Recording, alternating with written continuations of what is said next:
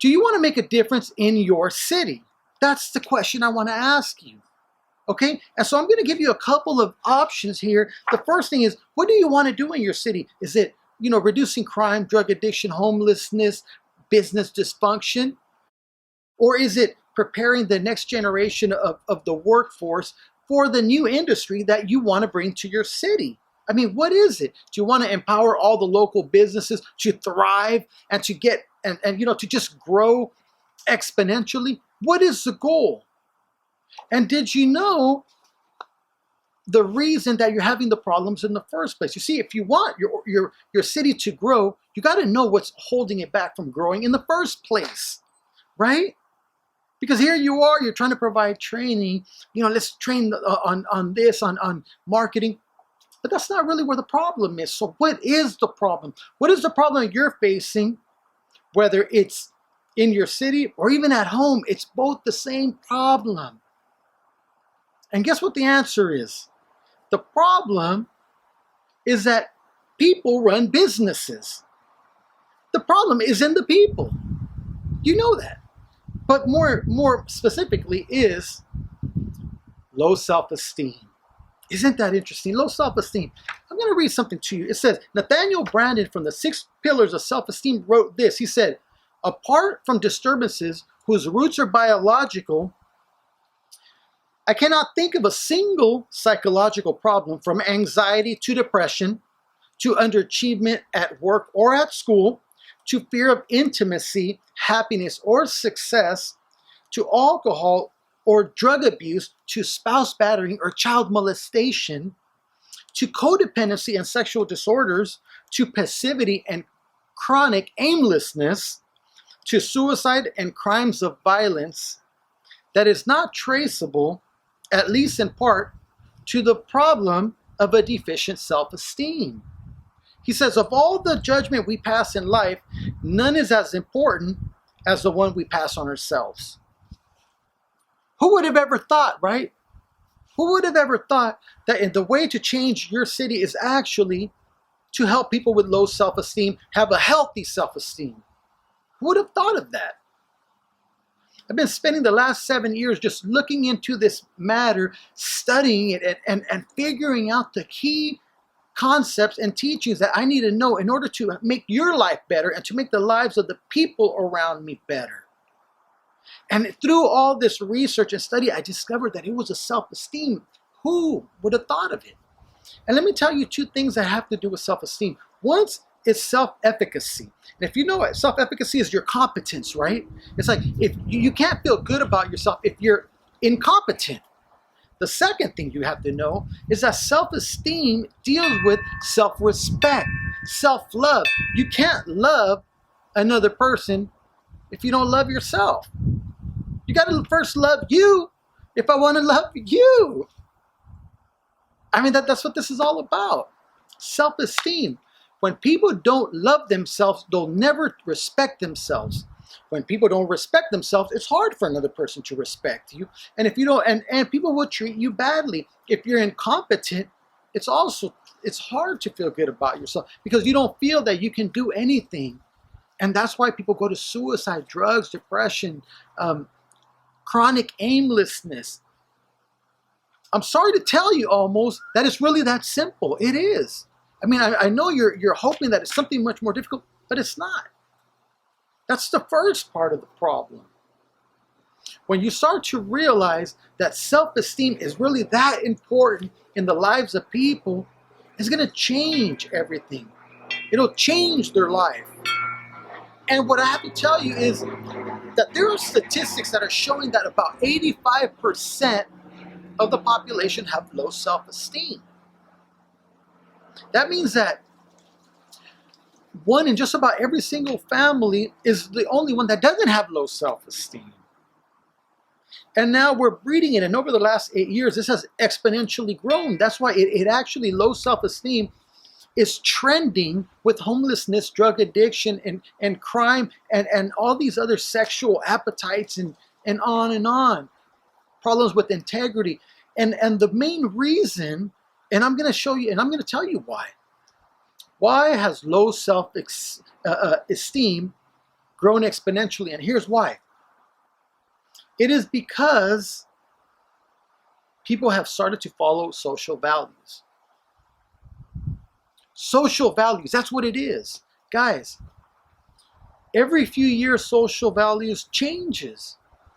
And you have also moral values, but moral values are timeless principles, universal principles that no matter what culture or what country in the world you go to, you always build trust and you always gain trust. Social values, on the other hand, not so much. You see, what are social values? Popularity, victimism, oppression, indulgence. You know, these are all things that if it feels good, do it. But guess what? When people do what feels good, they come to a moment in time when then they reflect and they realize that it's against their moral values for them to act upon every impulse. And so then you have a person who is fighting with self-awareness and social awareness, and they have all this dissonance in their mind that is lowering their self-esteem. Guys, it's really that simple. It is. And make sure that you're getting this. And I'm sorry that it's not as more difficult than it should. It doesn't require a brain surgeon to figure this out. I'm not a brain surgeon, guys. I'm just somebody who's dedicated to the commitment of my people. I want to see America. I want to see my communities. I have love for the people, guys. And I had to first love me so that I could love back, right? And so the whole thing is we have families who are following social values, and it's tearing America up. And I'm going to show you this moral compass, and I hope this adds a little bit of more context. You see, here, and I'm not sure if you can see that, but here you have moral values that always point north. It's basically a moral compass is a compass that if you're going to navigate the ocean, you've got to make sure that it's pointing north. Otherwise, you're going to get lost at sea. And if you get lost at sea, what's going to happen? You're going to die. You're going to die. In the same way, we have to realize that when our self-esteem also dies, we die with it. Okay? And most people are using a social compass. You see, it's okay to believe that certain things are worthy of its energy or standing up. You know, for example, fighting for the ecosystem. I believe it's true. I'm very green. I agree with that. However, in order for us to be able to pursue, we have to make sure that we follow all moral values to achieve a social value. And so long as we don't cross any of these moral values, we're going to find that our self-esteem is going to maintain and it's even going to rise. But when we act in a way that is against our own moral compass, we're always going to lower our self-esteem. So when you lie, you lower your self-esteem. When you tell the truth, you raise your self-esteem. When you break the law, you lower your self-esteem. Consciously or unconsciously, you lower your self-esteem. When you follow the law, you raise your self-esteem. Everything, each and every day, everything that you do lowers your self-esteem or it improves your self-esteem. But most people are not aware of that. You see, moral values they're not about religion. So slow down. They're not about religion. Moral values are about empathy, integrity, freedom, fairness, discipline, kindness, respect, honesty, responsibility, contribution, service, abundance mentality, humility. And guess what all this leads to? It all leads to self-confidence, leadership, world impact, and free will. When you follow social values, which are sympathy, popularity, oppressive, victimism, indulgence, complaining, competing, contending, comparing, criticizing, scarcity, and pride, or which is arrogance, you're always going to be led to drug use, lies, low self-esteem, and determinism. That's at the root cause of all the problems that you're seeing in your community, guys. I'm just making you aware. If you want to solve all of your city issues, you're going to have to deal with this fact.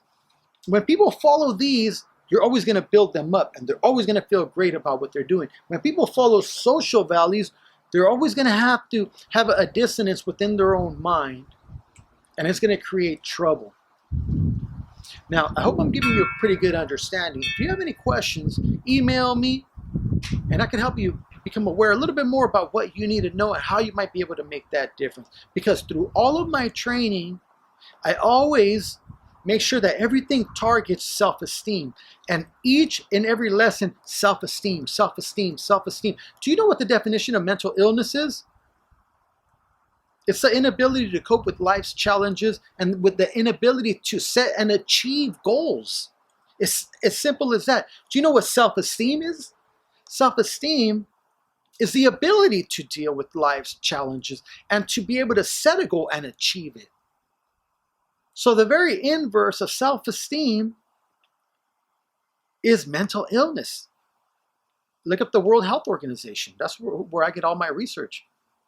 Guys, I hope you're taking something from this. And if you have any questions, go ahead, reach out to me. I want to help you make a difference in your community. But it's up to you really to, one, have the desire to go after it.